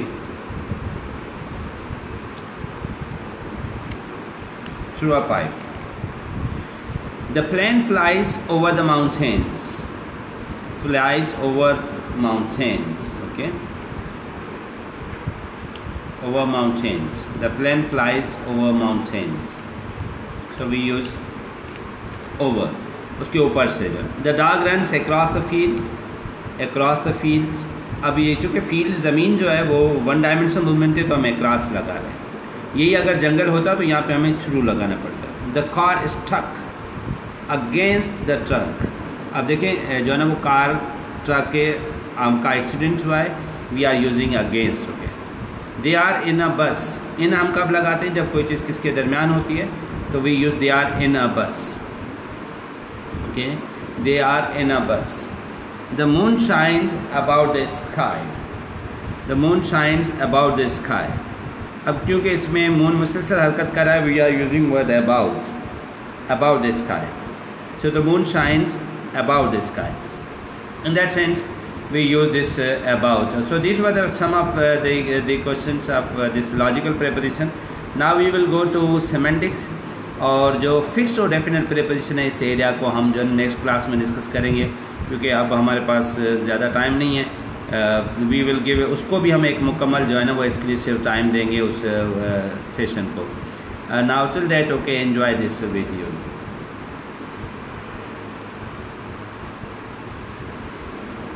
आज सूफी सकाफत में लायक बेटे और नालायक बेटे, इसमें क्या कोई फ़र्क रवा रखा जाता है? सबसे पहले आपको समझना पड़ेगा कि सपूत और कपूत, माने सपूत लायक बेटा, कपूत नालायक बेटा. आज के ज़माने में, इन टुडेज वर्ल्ड, एक होड़ चालू हुई है कि भाई बेटा हो गया है तो बेटे के लिए मैं प्रॉपर्टी बनाऊं, बैंक बैलेंस इसके लिए बताऊं. बाबा किस लिए? To make him secure. He should be secure. ये जो है philosophy has come from west. हमारा सोच ये नहीं कहता. It doesn't speak of this. वो कहता है कि पूत कपूत तो क्यों धन सींचिए, पूत सपूत तो भी क्यों धन सींचिए. ये बेटा लायक है तो उसके लिए पैसा इकट्ठा करने की तेरे को क्या जरूरत है? वो खुद कमा लेगा. और जे सारा नालायक है तो भी इकट्ठा क्यों कर रहा है, वो तो उड़ा देगा. तो ये सिक्योर के अंदर सारे मुल्क और समाज को तबाह कर दिया है. सिर्फ Just very beautiful on the part of Hamir Singh that what is the concept of a saput and a kaput, yeah na? And he is speaking in his in this clip. Okay, Rana Hamir Singh. Okay, you have 1 minute. आपने ये उर्दू में सुना है, आप इसको सुने, थोड़ा इसको रीड करें, then we would discuss this. It's your reading time, please.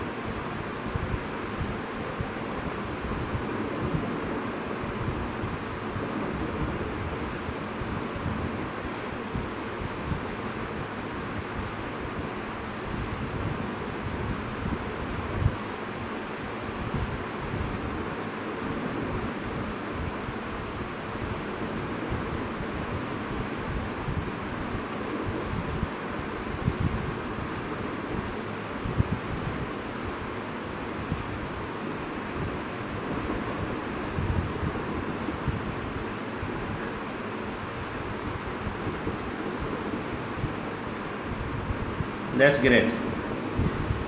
Now look at that. Okay, in this clip, Rana Hamir Singh from Umarkot says there are 2 type of sons. इस क्लिप के अंदर हम राना हमीर सिंह को सुना, और ये हमारे बड़े मशहूर जियो के जो है एक दिन जियो के साथ के में इनका ये सेशन है। और ये सिंह इनका अपना एक कल्चर, इनकी एक अपनी खूबसूरत रवायत है उनके ज़िंदगी के, उसके समाज की, और ये उनकी खूबसूरती है उनके उसूलों की। और ये बड़े एक गयूर कौम रही है, इनकी एक गयूर तारीख़ के ये मालिक हैं, बड़े बहादुर और दिलेर किस्म के ये लोग रहे हैं, बड़े जंगजू रहे हैं, बड़े लड़ाकू रहे हैं, और ये लड़े भी हैं अंग्रेज़ों के साथ। इनकी एक बड़ी खूबसूरत हिस्ट्री है। तो ये बड़े हमारी तारीख़ के खूबसूरत कैरेक्टर्स हैं, इस खित्ते के खूबसूरत कैरेक्टर्स हैं।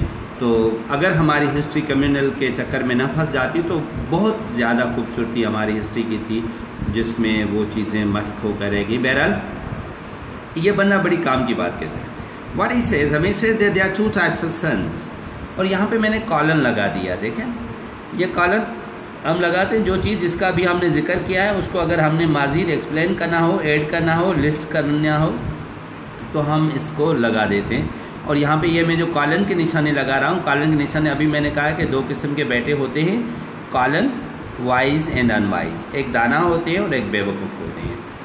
तो ही एड्स, अब दोबारा जब उसकी बात आई तो मैंने हमीर सिंह नहीं कहा, अब हमीर सिंह मेल है ना, तो मैं यहाँ पे ही रख रहा हूँ, प्रोनाउन रख रहा हूँ।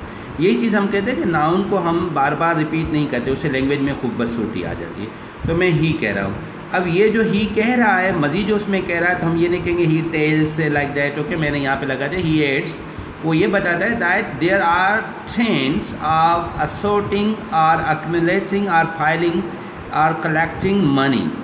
बोलते हमारे यहाँ ट्रेंड्स हैं पैसे इकट्ठे करने के, इकट्ठे करना, असोर्ट, ट्रेंड्स ऑफ। एक बात याद रखें, मैंने आपको प्रेपोजिशन के दौरान पढ़ाया था कि जब भी प्रेपोजिशन आ जाता है उसके बाद जब वर्ब आता है तो वो 4th फॉर्म में चला जाता है, प्रेजेंट पार्टिसिपल में चला जाता है। देयर आर ट्रेंड्स ऑफ के बाद अब यहाँ पे हम असोर्ट नहीं कर सकते, वी हैव टू यूज़ असोर्टिंग, इकट्ठा करना, अक्यूमुलेटिंग, जमा करना, इकट्ठा करना, फाइलिंग, ढेर लगाना, जमा करना, इकट्ठा करना, फाइल अप, फाइलिंग, कलेक्टिंग। बोला यहाँ पे ये रवाज है, आदतें हैं पैसे इकट्ठे करने की, कलेक्टिंग मनी। क्यों? For making the son secure, ताकि हम बेटे को सिक्योर करें जी, उसकी सिक्योरिटी का। So he believes the idea has travel from the Europe. ये कहता है कि ये आइडिया बेसिकली यूरोप से आया है, it is travel from the Europe, but it is useless. मगर ये असल में जो है वो यूजलेस है। यूजलेस इन अ सेंस कि ये फजूल है। क्यों फजूल है? You may call it useless or futile or absurd. इसके जहन में कि ये जो आइडिया है ये फजूल है, यूजलेस है, एब्सर्ड है, मीनिंगलेस है, पर्पसलेस है। इतना मानी खेस नहीं है, इतना अहम नहीं है, इतना मतलब वाला नहीं है। क्यों? उसकी वजह वो उसका लॉजिक क्या है? If the son is wise, वो कहता है कि अगर बेटा वाइज है, इफ़ द सन इज़ सपूत, अगर सपूत है तो क्यों धन चाहिए? तो पैसे इकट्ठे करने की क्या ज़रूरत है? There is no need to fill the coffers. Coffers क्या होते हैं? काफर्स वो होते हैं जिसमें ये अंग्रेज़ी वाले काफर में जो है वो उर्दू वाले काफर को रखा जाता है माफ़ कीजिएगा, वो काफर से मेरी मुराद, उर्दू के काफर से मेरी मुराद पैसे हैं। पैसों को जिन तिजोरियों में रखा जाता है उन तिजोरियों के लिए अंग्रेज़ी में टर्म यूज़ होता है काफर्स। तो ये तिजोरियाँ भरने की, और अब आप चाहे पुराने ज़माने में तिजोरियाँ भरी जाती थी, अब बैंक अकाउंट्स भरे जाते हैं, तो ये जो काफर्स हैं ये भरने की क्या ज़रूरत है? There is no need to fill the coffers for leaving him with huge bank balance. कि आप तिजोरियाँ भर कर जाएँ ताकि उसके पास ज़्यादा बैंक बैलेंस हो, आपका बेटा सिक्योर रहे। There is no need to do this thing. It's a futile. It's a useless. Okay, you see things that this idea has traveled from Europe. This is a meaningless. This is a futile. This is useless. Yes, exactly. This is a strong box. काफर का मतलब है strong box. मजबूत जो है ना, जिसके अंदर पैसे वगैरह रखे जाते थे पुराने ज़माने में, तो ये तिजोरियाँ होती थी और मजबूत जो है ना वो बॉक्स होते थे जिसके अंदर चीज़ों को सारा रखना। So coffers for leaving him with huge bank balance. He will earn with his own competence. आपको कोई ज़रूरत नहीं है। He would earn with his own competence. वो अपनी जो है वो competence से और अपनी सलाहियत से, with his competence and seriousness, उसके अंदर जो संजीदगी है, he would be able to earn it. Okay, you don't need to, you don't need to just do this thing. You wouldn't need to do these things. Okay, this is competence and with his seriousness. But if the son is unwise, लेकिन अगर अब बेटा जो है ना वो कपूत है, then again there is no need to, देखिए मैं यहाँ पे no नहीं लगा रहा हूँ, again there is no need to leave him with a good deal of wealth. Okay, फिर भी कोई ज़रूरत नहीं है कि आप ज़्यादा उसके लिए पैसे छोड़ कर जाए। Again there is no need to leave him, उसको छोड़ें with a good deal of wealth, a good deal of wealth, ज़्यादा पैसे उसके लिए छोड़ जाएं। क्यों? बिकॉज, ठीक है, ये एडवर्ब ऑफ रीज़न है ना, यहाँ पे कंडीशन के तौर पे काम करे। Because he would waste it lavishly or extravagantly, क्योंकि वो आपके जो पैसे हैं उसको वेस्ट करेगा, ज़ाया करेगा। किस तरीके से? लेविशली। लेविशली होता है कि फजूल तरीके के साथ। एक्स्ट्रावेगेंटली, एक्स्ट्रावेगेंटली से मुराद होती है फजूल खर्चे में, फजूल तरीके के साथ जब हम चीज़ों को उड़ाते हैं, we call it lavishly and extravagantly. And again he would just misuse your money extravagantly and lavishly. So if you have, and in today's world ये चीज़ हम देख रहे हैं कि हम जो ज़्यादा हासिल करने को, ज़्यादा स्टोर ज़्यादा करने के चक्कर में हमने अपने रिसोर्सेज को बर्बाद कर दिया, हमने ग्लोब को तबाह कर दिया, और हमने पता नहीं किस किस चीज़ों के पीछे, अननेसेसरी नीड के पीछे इतने कुछ जो है ना वो परेशान हुए। अब जब ये कोरोना अपीयर हुआ तो देखिए इस टाइम दुनिया के अंदर लोग वही कुछ परचेज़ कर रहे हैं, यूज़ करें जिनकी उनको बुनियादी ज़रूरत है। कहते हैं कि जो दुनिया में रिसेशन आया हुआ है, इसलिए रिसेशन आया है कि दुनिया वो चीज़ें ख़रीद रही हैं जिसको उनको बुनियादी ज़रूरत है। तो हमें जीने के लिए जो बुनियादी ज़रूरत थी वो क्या थी, और मन घड़त हमने ज़रूरत क्या पैदा की थी, और उस मन घड़त ज़रूरत के लिए हमने ग्लोब और बाकी रिसोर्स को किस तरीके से बर्बाद किया था। अब सब उसकी हम जो है कीमत अदा करें। हालांकि होना यह है कि आप जो इस टाइम जी रहे हैं, आपके पास जो रिसोर्सेज है, आप इसको साइंटिफिकली पॉजिटिवली यूज़ करें। आने वाली नस्लें जो है ना वो भी इसी रिसोर्सेज को साइंटिफिकली पॉजिटिवली यूटिलाइज़ करेंगी, and we can live a manageable world. But this is just Midas. हम सब लोग जो हैं जो ज़िंदगी गुजारे वो उस माइडास किंग की तरह की ज़िंदगी है। एक ज़माने की बात थी कि यहाँ पे एक बादशाह रहता था जिसका नाम जो है वो माइडास था। वो माइडास के पास हम जो है इस स्टोरी को कवर करते हैं through this class. I will end this with the story of a Midas, and that's very interesting story, and I'll always share this story with the Midas. तो वो Midas जो है वो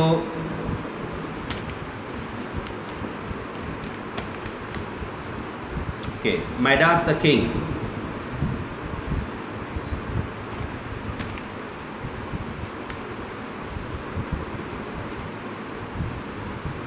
Look at this Midas the king. Okay, once upon a time there lived a king whose name was Midas. एक बादशाह रहता था, उसका नाम माइडास था।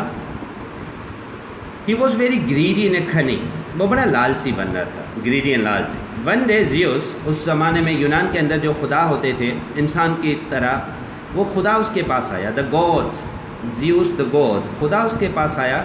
Happen to be his guest, happen to be, वो उसका मेहमान बना। एक दिन खुदा उसका मेहमान बना। ही शोड ग्रेट हॉस्पिटलिटी, इसने बड़ी मेहमान नवाजी दिखाई, खातर तवाज़ा की। शोड ग्रेट हॉस्पिटलिटी, मेहमान नवाजी। Zeus became very happy, Zeus उससे बहुत ज़्यादा खुश हुआ। पास्ट टेंस से, past indefinite tense, became past indefinite. Very happy, very adverb है, हैप्पी एडजेक्टिव है, वेरी हैप्पी, बहुत ज़्यादा अच्छा हुआ। एंड प्लीज्ड विद, अब प्लीज़ के साथ विद जो है ना फिक्स प्रीपोजिशन आ रहा है। प्लीज्ड विद हिम, और बादशाह खुदा से बहुत ज़्यादा खुश हुआ। व्हेन ज़ियस वाज लीविंग, जब ज़ियस जा रहा था, डिपार्टिंग, जब वो जा रहा था, वापस जा रहा था, लीविंग या डिपार्टिंग। व्हेन वाज डिपार्टिंग, देखिए पास्ट कंटिन्यूअस टेंस है। जब वो जा रहा था, ऑन द नेक्स्ट मॉर्निंग, दूसरे दिन जब जा रहा था खुदा, he asked Midas what he needed, he asked, उसको क्या चाहिए, व्हाट ही नीडेड।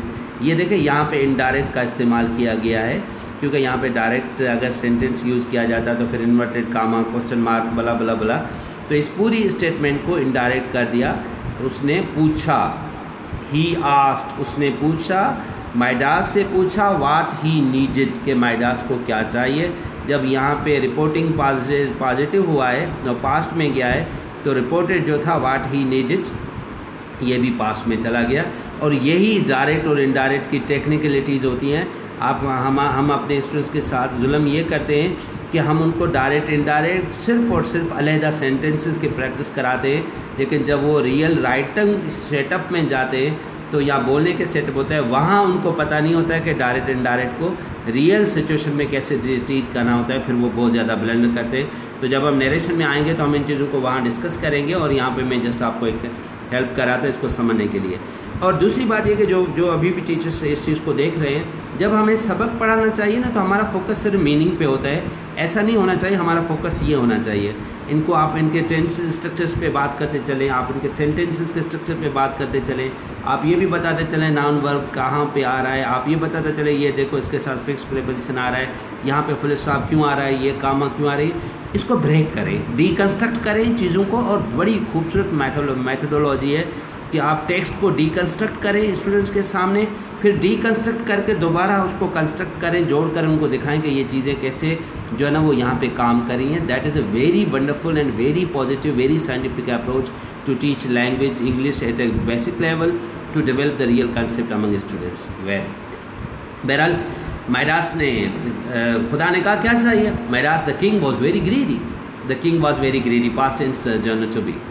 ये I am a teacher, I was a teacher, the king was greedy, past tense to be, वो बड़ा लालची था। सो ही रिक्वेस्टेड, उसने रिक्वेस्ट की, past indefinite tense.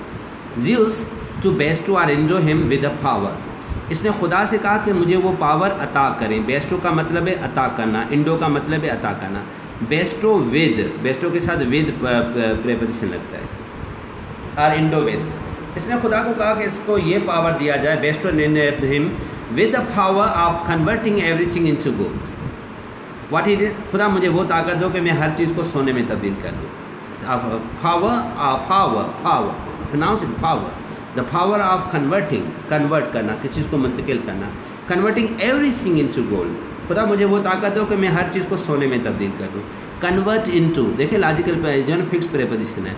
Translate into, okay, look into the matter, into. So converting into the gold, into gold with a single touch. खुदा ये ताकत दो जिस चीज़ को टच करूँ ना वो सोना बन जाए। Converting everything into gold with a single touch. Zeus granted him the power, खुदा ने उसको वो ताकत दे दी। Zeus granted him the power, इसने कौन सा पावर मांगा? टू टच एवरीथिंग, जिसी को टच करे must get converted into gold, and God granted him a power. Midas started to convert everything into gold. Midas अब शुरू हो गया हर चीज़ को कन्वर्ट करा है, एवरीथिंग इनटू गोल्ड। गार्डन, पूरा बाग को टच किया, सोना बन गया। पैलेस, जो उसका महल था, पैलेस मीन्स महल, कासल मीन्स महल, शैचू जो बहुत बड़ा महल होता है, एडिफिस महल, मैंशन महल, ठीक है। उसने अपना पूरा जो बड़ा महल था उसको किया, फर्नीचर को किया सोने में, क्रॉकरी पॉट्स जो बर्तन थे उसको सोने में कन्वर्ट किया। नाउ ही वॉज थर्स्टी, अब इसको प्यास लगी थी। He asked a servant to fetch him water, he asked his servant to fetch him water, इसने अपने नौकर को कहा कि जाओ पानी ले आओ। फेच, फेच का मतलब होता है जाओ और जाकर ले आओ। Fetch me a glass of water means जाओ और लेकर, ओके, ये होता है। और ब्रिंग का मतलब है कि ले आओ, ले आओ। फेच का मतलब है जाओ और ले आओ। These are two situations. आप मार्केट में हैं, मैं आपको फ़ोन करता हूँ, please bring a pen for me, मेरे लिए एक पेन ले आओ, ठीक है। आप मेरे पास बैठे, मैं कहूँ please fetch me a pen, fetch me a pen, अब मेरे पास है, आप जाएंगे मार्केट में, फिर लेकर वापस आएंगे, ये फेच है। आप मार्केट में थे, मैंने कहा bring a pen for me, that's the difference between bring and fetch. Good. So he asked a servant to fetch him water. The moment he touch the glass, जिस लम्हे इसने उस गिलास को टच किया, इट कन्वर्टेड इनटू गोल्ड, तो वो किस में कन्वर्ट हो गई? गोल्ड में। When the water reached his lips, जब वो पानी इसके होंठों पे पहुंचा, it too was converted into the gold, तो पानी भी जो ही इसके होंठों पे पहुंचा तो वो पानी भी सोने का बन गया। ही वॉज शॉक्ड, ये हैरान हो गया कि ये क्या। In the state of utmost डिसमे and worry, पूरी घबराहट की सूरत आ गई। डिसमे क्या होती है? परेशानी, वरी घबराहट, परेशानी में की हालत में। He went to his wife, ये अपनी बीवी के पास गया, and wished her to tell about his thirst, और चाह रहा था कि अपनी बीवी को बताए कि उसको कितनी प्यास लगी है। But the moment he touched हर, मगर जिस लम्हे इसने अपनी बीवी को टच किया, she got converted into a statue of gold, वो भी सोने के स्टैचू में एक मुजस्समा बन गई। उसकी बीवी फ़ौरन जो है सोने का मुजस्समा बन गई। The servant saw the phenomena, so इसको साना पढ़ा करें please, SAW, saw the servants saw the phenomenon, phenomenon इसका प्लूरल होता है फिनोमिना, फिनोमिनन सिंगुलर, फिनोमिना। ये पूरा जो लका था, ये पूरा जो मंजर था, ये पूरी जो थी, उन्होंने जब नौकरों ने ये देखा कि अरे बाबा इसने अपनी बीवी को छुआ और वो भी सोना बन गई, जब उन्होंने ये पूरा मंजर देखा, दे रैन अवे, वो सब भाग कर चले गए। फाइनली माइडास डाइड अलोन, और आखिर में बिलाखिर माइडास जो है वो अकेला अकेला उस महल में मरा था। हंगरी, भूखा था, थर्स्टी, प्यासा था। इन मिडिस्ट ऑफ गोल्डन कराकरी, इसके चारों तरफ सोने के बर्तन थे। गोल्डन फर्नीचर, चारों तरफ सोने का फर्नीचर मौजूद था। गोल्डन पैलेस, और सोने का महल था। एंड गोल्डन गार्डन, और सोने का बागीचा था। जस्ट बिकॉज ऑफ हिज फूली, सिर्फ इसकी बेवकूफ़ी की वजह से। फाली, फाली मीन्स बेवकूफ़ी, फूल हार्डी, बेवकूफ़ी, फूलिशनेस, इसकी बेवकूफ़ी की वजह से, लालच की वजह से।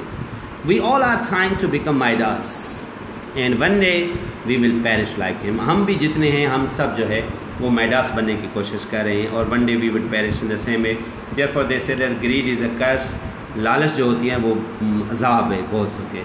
सो look at that is the real situation, and we all here are trying to become Midas, and this type of approach can damage us a lot. Okay? So my dear students, please don't try to become a Midas, don't be crazy after the materialistic pursuit. वही है सबूत और कबूत वाली बात है। So if you are running after this money only for materialistic pursuit, Europe क्या कर रहा था? पूरी दुनिया की इन्होंने जो ना वोट लगाई हुई थी, ये जो लिबरल और कैपिटल कंपनीज बनाते हुए अननेसेसरी चीज़ें, शो ऑफ, ये वो, लोगों को बावला करके, पागल करके, एक मन घड़त ज़रूरत पैदा करके। गाड़ी हमारी ज़रूरत थी, बाकी उसके नाम पे जो इन्होंने गाड़ियों के ब्रांडेड बेची, वो सिर्फ और सिर्फ इंसान को जो है वो मफलूज करने का एक जो है वो टैक्टिक्स थे।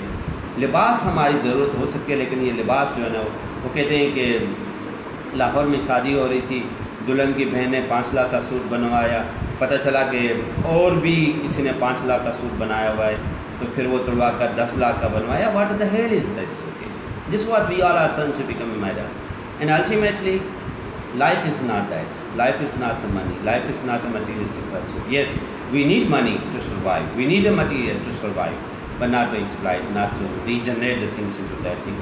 So therefore, this is the clarity. ज़िंदगी इस टाइम दुनिया में एक ज़माना होता था दौलत बड़ी बात थी, एक ज़माना होता था कि टाइम बहुत ज़्यादा कीमती है, लेकिन आज के ज़माने में वो जो प्रोफेसर हरारी कहता है कि सबसे ज़्यादा जो कीमती चीज़ है वो ये है clarity. If you are clear अपनी लाइफ में, अपने डिसीजन में, अपने विजन में और अपने मोटिव में, अपनी प्लानिंग में कि मुझे करना क्या है, that's the beauty of your life. Clarity is a life, clarity is a value. So otherwise we will turn to become idols and it will be very difficult to survive in the spirit of life. So well, thank you very much with great love, care and hope आज के session को आपने enjoy किया होगा. अब next हमारा session day after tomorrow होगा, उसमें हम प्रीपोजिशंस के जो फिक्स्ड और डेफिनेट प्रीपोजिशन है हम उसको टच करेंगे. और अब मैं इस क्लास को ख़त्म करूँगा. आप में से कुछ अगर साथी ऑनलाइन रहें तो फिर मैं दोबारा ऑनलाइन आऊँगा और हम ये सिर्फ चेक करने के लिए, टेस्ट करने के लिए कि हम ये कमेंट्स क्यों अपेयर नहीं होते. तो आप जब कमेंट्स करेंगे उस पर तो फिर जो नेक्स्ट सेशन को हम वो सिर्फ ट्रायल होगा, सिर्फ ये सेट करने के लिए कि स्क्रीन पे कमेंट्स क्यों नहीं अपेयर हो रहे. तो इसको हम सेट करें क्योंकि आपके जो पढ़ान के दौरान अगर कोई क्वेश्चन वगैरह आते हैं उसको हम सेट करते हैं. So thank you very much. Take good care of yours. Bye.